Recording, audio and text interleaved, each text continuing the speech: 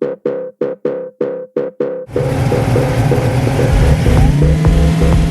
what we have here is a 1965 Mustang. As you can see, it is absolutely gorgeous. The kind of vehicle you do not want to get dirty. Paint, interior, mechanical, done very, very well, second to none. But what we did find a deficiency was in the tune. The tune would not allow us to even put a baseline in the vehicle, even though it is a Holly and we do have correction. It actually maxed out its ability to correct for fueling because the tune-up was so far off. We wanted to get a baseline on it, but unfortunately we couldn't do that because the tune-up was so far off that we would have risked damaging the engine.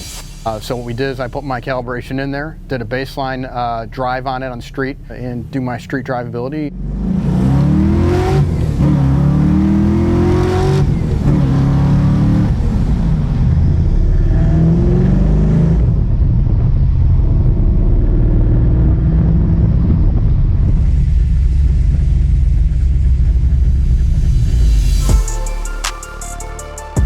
We pride ourselves on our ability to have the vehicle to drive without any problems. Your typical surging, dying out, things like that. We try to eliminate everything and put it as close to a stock driving experience as possible.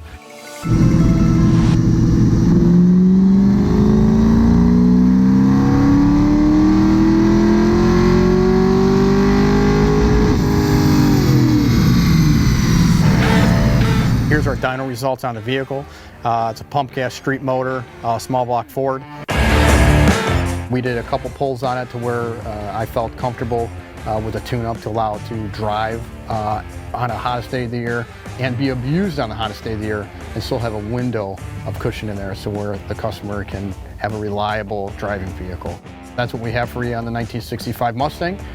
Stay tuned, check out some more cars from us here at Blackdog.